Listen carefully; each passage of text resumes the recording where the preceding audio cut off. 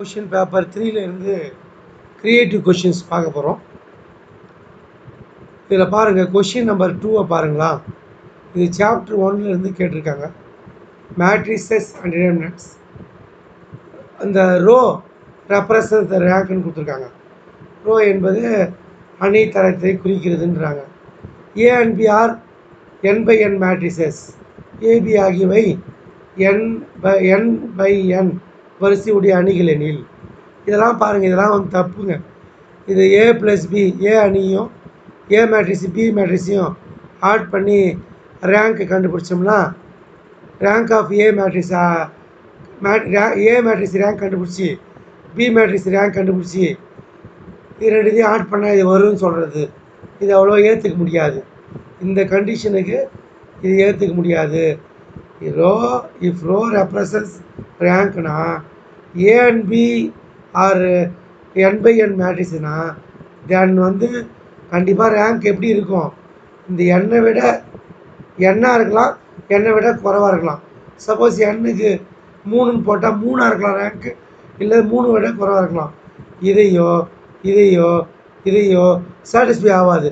இப்போ rank of இப்போ AB matrix எடுத்துக்கின்னு அதுக்கு ரேங்க் கண்டுபிடிச்சிட்டு ஏ மேட்ரிக்ஸ் ரேங்க் கண்டுபிடிச்சிட்டு பி மேட்ரிக்ஸ் கண்டுபிடிச்சிட்டு ரெண்டு இதையும் மல்டிப்ளை பண்ணி பார்த்து இது ஈக்குவலாக வரா மாதிரி ஜென்ரலைஸ் பண்ண முடியாது. ஏதோ ஒரு கணக்கு 2 கணக்கு பொருத்தலாம், எல்லாத்துக்கும் பொருத்தம் ஆகாது. அதே தான் அடிஷனுக்கும், அதே தான் சப்ராக்ஷனுக்கும், அதே தான் மல்டிப்ளிகேஷனுக்கும். ஆனால் ரேங்க் ஆஃப் ஏவும் ரேங்க் ஆஃப் ஏ டிரான்ஸ்போஸும் ஈக்குவலாக இருக்கும். அதை நம்ம ஒன்றும் பண்ண முடியாது. இது இங்கே பற்றி பேசலை.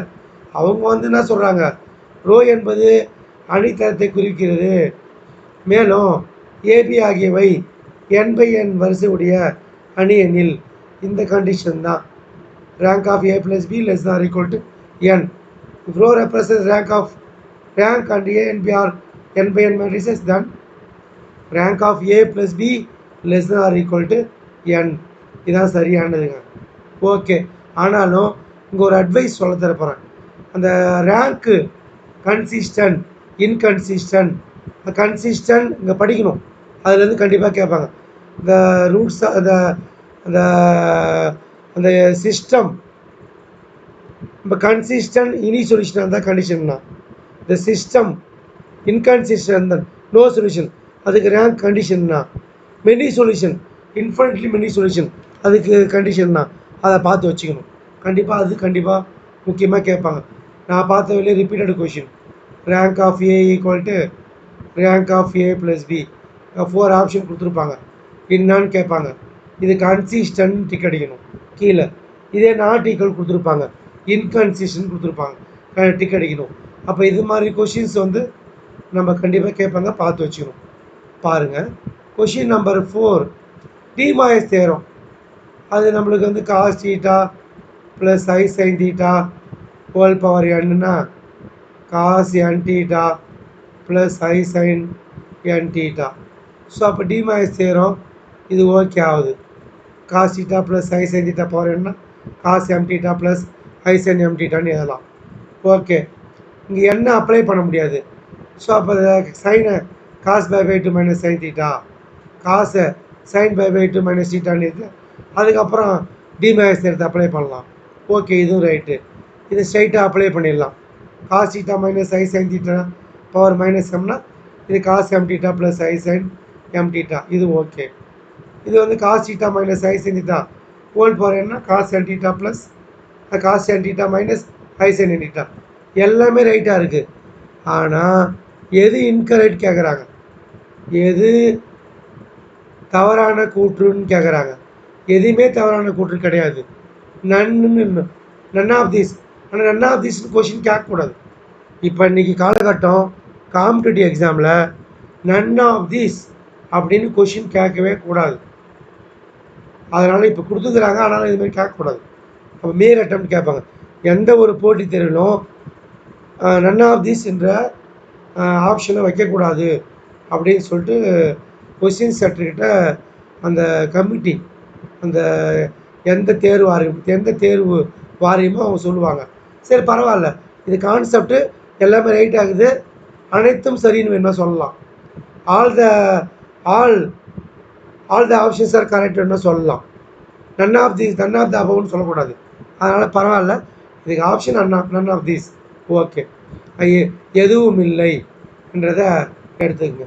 போட்டித் தேர்வில் இது மாதிரி கேட்கக்கூடாது அப்படின்னு ஒரு சொல்லப்படாத ஒரு விதிமுறை இருக்குது. நீங்கள் இப்போ ரீசெண்டாக வந்த கொஷின் பேப்பர் எடுத்து பாருங்கள். எதுவும் இல்லை, none of these, none of them அப்படிலாம் கேட்க மாட்டாங்க. 5th கொஷின், இது என்ன சாப்டர்னு சொல்லலையே. இது வந்து சாப்டர் 2 காம்ப்ளெக்ஸ் நம்பர், கலப்பு எண்கள். ஓகே, அதுக்கப்புறம் இந்த 5th கொஷின் சாப்டர் 3, இது வந்து ஒன்றுமே இல்லை, rational root theorem. Rational root theorem அப்படின்னு ஒரு தியரம் புக்கில் இருக்குது, சாப்டர் 3ல் இருக்குது. அதாவது தியரம் 3.5 பாக்ஸ் மாரி போட்டிருப்பாங்க. அதாவது விகிதமுறு மூல தேற்றம்னு போட்டிருப்பாங்க. அதான் இதை கேட்டிருக்காங்க. இதை வந்து அந்த தீரத்தையே அப்படியே ஸ்டேட்மெண்ட் ஏ ஸ்டேட்மெண்ட் பின்னு கொடுத்துட்டு எது ரைட்டு தப்புன்னு கேட்குறாங்க. நீங்கள் தீரத்தை போய் பாருங்கள், ஒரு தடவை படிங்க, நாமளே அழகாக புரிஞ்சிக்கலாம். தேற்றம்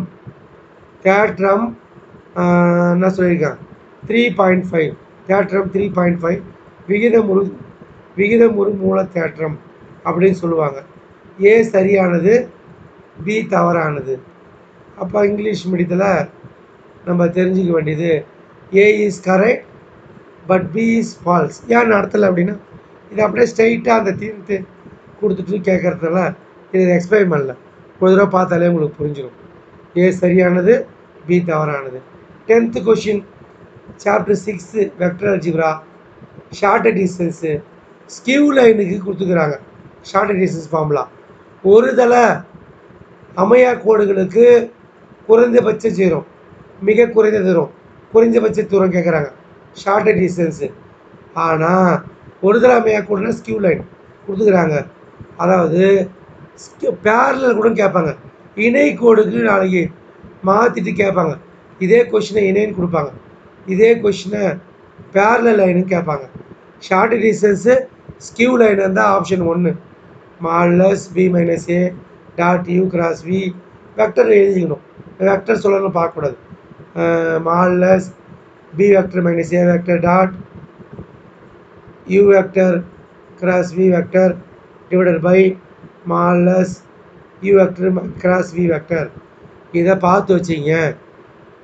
ஒரு தள அமையா கோடுகள் குறைந்தபட்ச தூரம். ஓகே, சேம் கொஷினு இணை கேட்டு கேட்பாங்க. இணையாக இருந்தால் குறைஞ்சபட்ச தூரம், பேரலாக இருந்தால் ஷார்ட்டட் டிஸ்டன்ஸ். அந்த ஃபார்முலாவை பார்த்துக்குங்க. 6.5 எக்ஸைஸில் வரும். 6.5 எக்ஸைஸில் அதுக்கு முன்னாடி இருக்கும், நீங்கள் இப்போயே எடுத்து படித்து வச்சிங்க. Question number 12 chapter 7 differential calculus. Okay, இது வந்து ஒன்றுமே கிடையாது.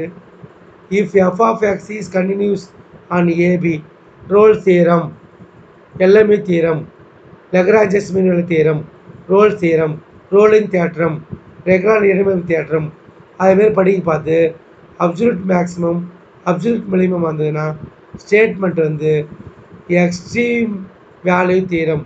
கொஷினே பாருங்கள், எக்ஸ்ட்ரீமிட்டி தான் செக் பண்ண சொல்லுவாங்க. அதனால் அப்சல்யூட் மேக்ஸிமம் அப்சல்யூட் மினிமம் வந்ததுன்னா கண்டிப்பாக என்னவாக இருக்கும், எக்ஸ்ட்ரீம் வேல்யூ தியரம். அதாவது தொடர்ச்சியாக இருந்தது மீப்பெரு மீச்சிறு மதிப்பினாலே அறுதி மதிப்பு தேற்றம், முகட்டு மதிப்பு தேற்றம். இது ஸ்டேட்மெண்ட்டு, ஜஸ்ட் பார்த்தோன்னே நீங்கள் புரிஞ்சிக்கலாம். இந்த கொஷின் நம்பர் 15 பொறுத்த வரையும் நான் ஏற்கனவே சொல்லிட்டேன், தியரம் தான் கேட்பாங்கன்னு சொல்லிட்டேன். ப்ராப்பர்ட்டிஸ் படிச்சுக்கணும். சாப்டர் 9ல் 12 ப்ராப்பர்ட்டிஸ் இருக்குது. எங்கே இருக்குன்னா சம்மரியில் இருக்கும். அந்த சாப்டர் முடிவு பார்த்து சம்மரியில் இருக்கும். செகண்ட் சம்மரி போய் பாருங்கள். இல்லைன்னா எக்ஸசைஸ் 9.3க்கு முன்னாடி பாருங்கள், 12 ப்ராப்பர்ட்டி இருக்கும். ஏற்கனவே ஒரு கொஷினில் ப்ளஸ் வச்சு வந்தது, அப்போ ஆப்ஷன் 1 டிக் அடித்தேன், இப்போ மைனஸ் வருது, ஆப்ஷன் 0 டிக் அடிப்பேன். புரிஞ்சிக்கணும். எப்பயுமே ப்ராப்பர்ட்டி கேட்பாங்க. நான் 10 வரையும் பழைய புக்கெல்லாம் ஆட் ஈவன் ப்ராப்பர்ட்டி கேட்டே இருப்பாங்க. அதே போல் இப்போ இது புதுசாக இந்த ப்ளஸ் வந்தால் ப்ளஸ் எஃப்எஃப்எக்ஸ் வந்தால் என்ன, மைனஸ் எஃப்எஃப்எக்ஸ் இருந்தால் என்ன சொல்லப்போனால் இந்த ப்ராப்பர்ட்டி 12 ப்ராப்பர்ட்டியும் ஒரு தடவை பார்த்து வச்சுன்னு போங்க. எங்கே இருக்குன்னா எக்ஸைஸ் 9.3 முன்னாடி இருக்குது. இல்லைன்னா அந்த சாப்டரில் சம்மரின்னு போட்டிருக்கும், பாட சுருக்கம் அங்கே இருக்கும், பார்த்துக்குங்க. தேங்க்யூ.